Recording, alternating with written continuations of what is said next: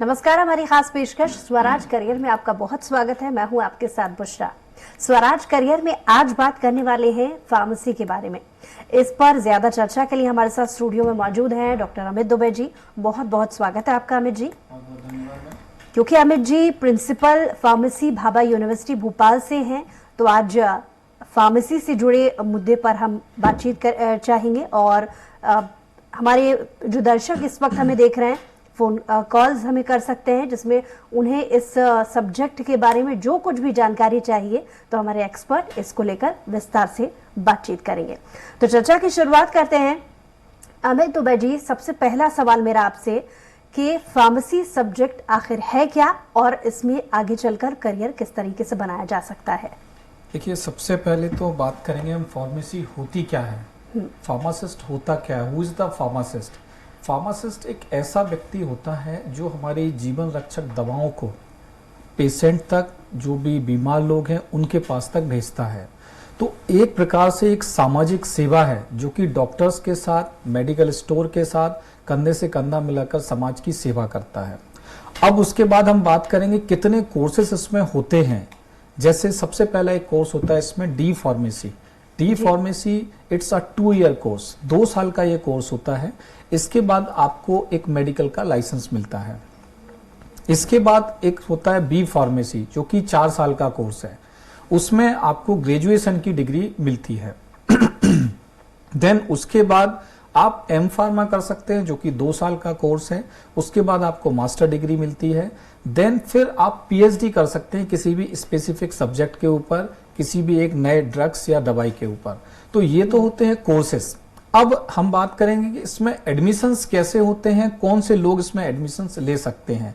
तो उसके लिए आपका 12वीं पास होना जरूरी है। हाँ, कई लोगों को ये कंफ्यूजन जरूर रहता है कि मेरा मैथमेटिक्स से मैं फार्मेसी नहीं कर सकता। तो मैं उनका कंफ्यूजन दूर कर दूं। आप मैथमेटिक्स से हों, बायोलॉजी से हों, आप दोनों ही सूरत में बी फार्मा, डी फार्मा कर सकते हैं। ऐसा जरूरी नहीं। हाँ, कॉमर्स वाले जो हैं या एग्रीकल्चर वाले हैं वो फार्मेसी में एडमिशन नहीं ले सकते हैं जी।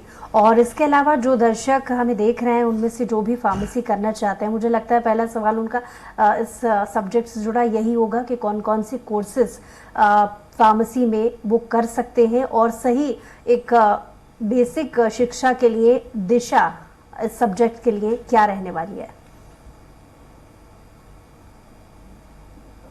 जी डॉक्टर अमित जी। जैसा कि मेरा सवाल कि जो दर्शक हमें देख रहे हैं उनका यही ज्यादातर सवाल रहता है कि फार्मेसी अगर वो आगे चल के करियर बनाना चाहते हैं तो कैसे वो कोर्सेज चुन सकते हैं और क्या क्या उन्हें बेसिक अपनी पढ़ाई में शुरुआत करनी होगी। देखिए, सबसे पहले इसमें डिपेंड करता है आपका एरिया ऑफ इंटरेस्ट। फार्मेसी में लॉट्स ऑफ जॉब है। आप हर एक फील्ड में, अगर हम जॉब की बात करें, सरकारी हो, प्राइवेट हो, सेमी गवर्नमेंट हो, हर जगह फार्मासिस्ट की आवश्यकता होती है।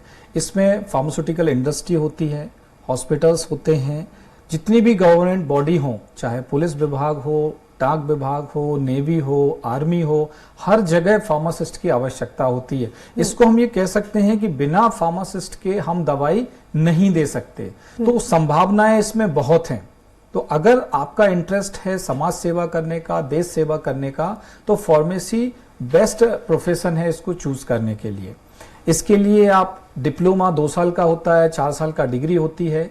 उसके हिसाब से आप चूज कर सकते हैं कि हमको ग्रेजुएशन करके फील्ड में जाना है या केवल डिप्लोमा बेस पर जाना है।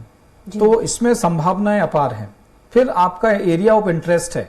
जैसे किसी को मार्केटिंग में अच्छा लगता है, इट्स मीन कि मेडिसिन को डिस्ट्रीब्यूट करना, सेल्स करना, उसके बारे में जानकारी देना। किसी को इंडस्ट्री में अच्छा लगता है, प्रोडक्शन करना, मैन्युफैक्चरिंग करना, जैसे हम कहते हैं दवाई को बनाना। कोई भी आप दवाई ले लीजिए, चाहे पैरासीटामोल हो, चाहे पेंट्रापोजोल हो, कोई भी दवाई हम बनाते हैं। तो आपका इंटरेस्ट किस चीज में है कि आपको दवाई बनाना है या दवाई बेचना है। तीसरा, आप एकेडमिक्स में जा सकते हैं। एकेडमिक्स मींस कि आप बी फार्मा, डी फार्मा करके आप टीचिंग में जा सकते हैं, जहां आप बच्चों को पढ़ा सकते हैं। इसके बाद एक रिसर्च होता है, R&D। हम रिसर्च में भी जा सकते हैं। आपने देखा होगा अभी कोविड-19 आया था, तो बहुत दिक्कतें हुई, पूरे विश्व में परेशानी हुई। तो सबसे पहले ये हमारे फार्मास्यूटिकल इंडस्ट्री ने, फार्मासिस्ट लोगों ने ही ये दवाई को आविष्कार हमने किया है।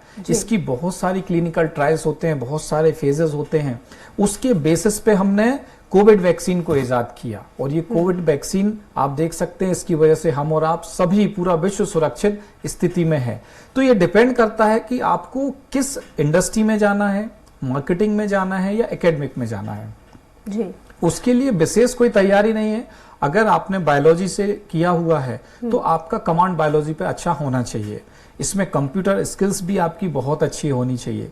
अगर आपने मैथ से भी किया है तो हमारी फार्मेसी में प्रावधान है कि अगर मैथ से बच्चा जाता है तो उसको हम बायोलॉजी पढ़ाते हैं, उसको फार्मेसी के सारे सब्जेक्ट पढ़ाते हैं। लगभग बी फार्मा में हम 40 सब्जेक्ट की स्टडी कराते हैं।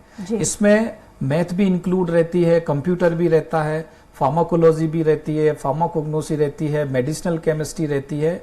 ऐसे सारे सब्जेक्ट इसमें इन्वॉल्व रहते हैं। तो बच्चा चारों ओर से एक ऑलराउंडर बन जाता है कि वो चाहे तो मार्केटिंग में जाए, चाहे एकेडमिक में जाए या इंडस्ट्री में जाए। इसी बीच एक कॉलर हमारे साथ जुड़ गए हैं, नीतीश जी। नीतीश जी, बहुत स्वागत है आपका, सवाल पूछिए।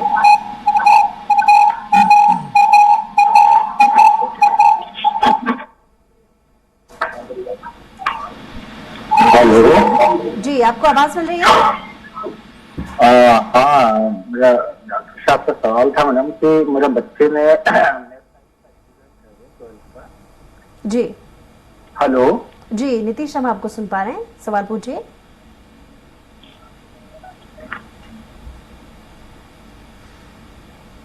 हेलो जी नीतीश, हम आपको सुन पा रहे हैं, आपको हमारी आवाज मिल रही है नीतीश? हाँ हाँ जी, हाँ, सवाल पूछिए। मेरा डॉक्टर दुबे जी से सवाल है कि मेरा बच्चा मैथ साइंस का स्टूडेंट है 12th में। तो क्या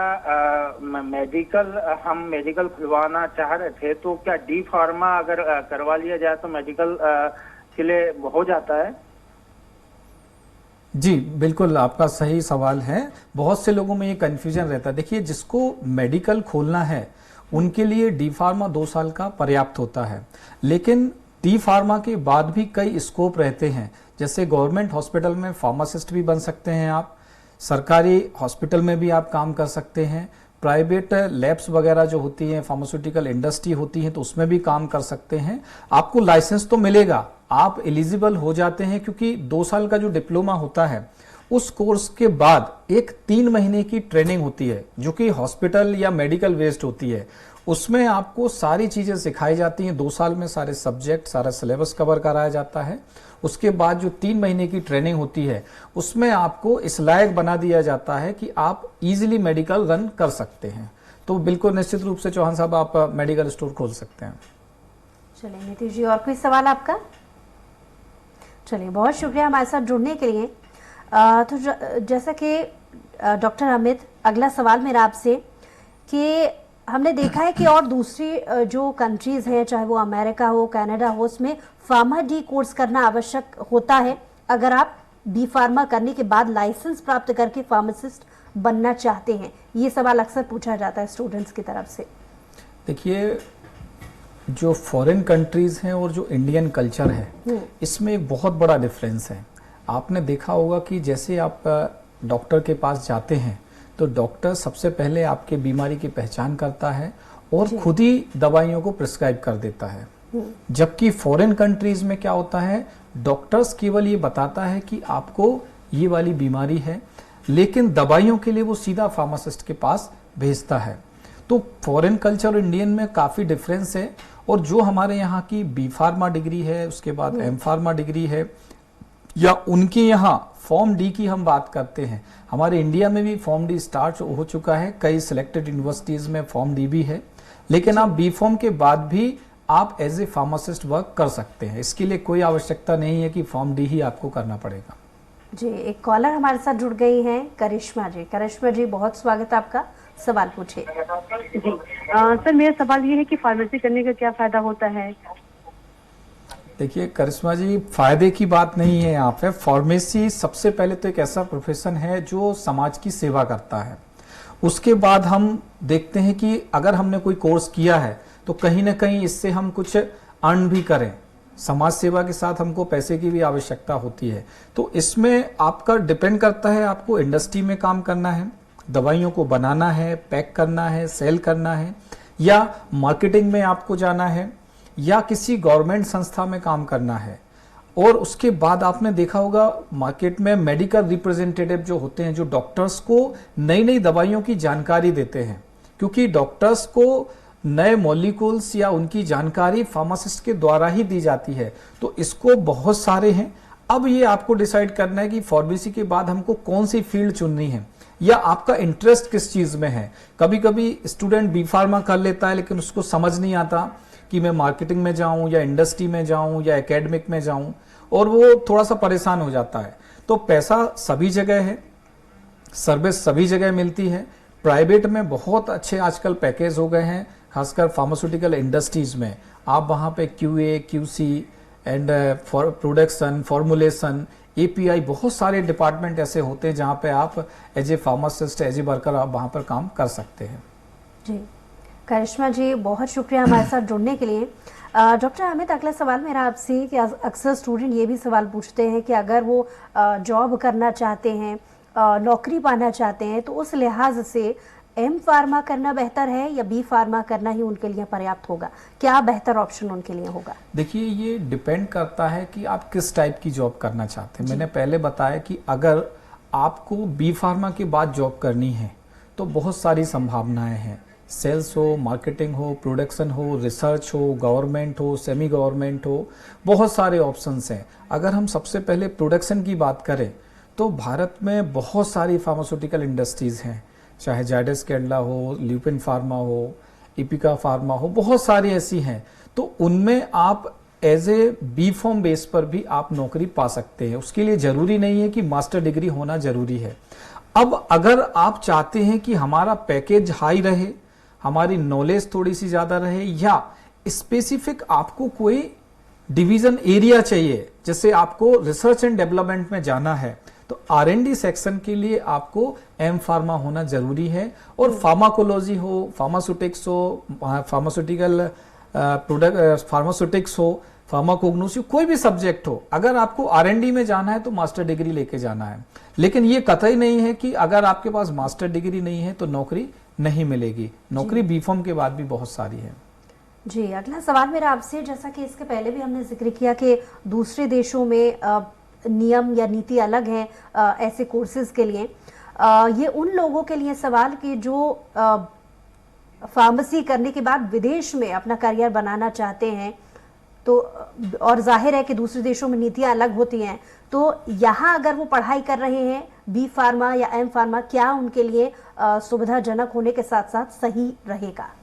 बिल्कुल, आप B फार्मा, M फार्मा अगर इंडिया से करते हैं, आप देखेंगे जितने जो बड़े इंस्टीट्यूट हैं, चाहे CSIR हो या कोई भी सीरम इंडस्ट्री हो या कैडिला फार्मास्यूटिकल इंडस्ट्री हो, जायडस कैडिला हो, बड़ी बड़ी इंडस्ट्री हैं। भारत में फार्मेसी की कोई कमी नहीं है। डॉक्टर रेड्डी जैसी कंपनियां यहाँ पर मौजूद हैं जहाँ पर फार्मासिस्ट को हाथों हाथ रखा जाता है, क्योंकि फार्मासिस्ट ही वही व्यक्ति होता है जो दवाई को, ड्रग को मैन्युफैक्चरिंग से लेके, सेल्स से लेके उसकी सारी एक्टिविटी की स्टडी करता है और उसके बारे में सबसे अच्छा ज्ञान उसको होता है। मैं ये कहूंगा कि डॉक्टर्स से ज्यादा भी उसको पता होता है, क्योंकि दवाई जो है वो एक जीवन रक्षक होती है, और वो अगर गलत हाथों से दी गई या गलत उसका डोज दे दिया गया, मिसयूज हो गया, जो आप बार बार फॉरेन कंट्री की आप बात कर रहे हैं, वो इसीलिए क्योंकि फॉरेन कंट्री में वो लोग मेडिसिन को बहुत ज्यादा टेक केयर करते हैं। इंडिया में आपने देखा होगा विलेजेस में जो है, रूरल एरिया में लोग कोई भी दवाई ले लेते हैं, कभी भी कोई भी साइड इफेक्ट हो जाता है। तो उसके लिए जरूरी है कि दवाई एक नॉलेजेबल पर्सन के द्वारा ही ली जाए, एक फार्मासिस्ट के हाथों से ही ली जाए।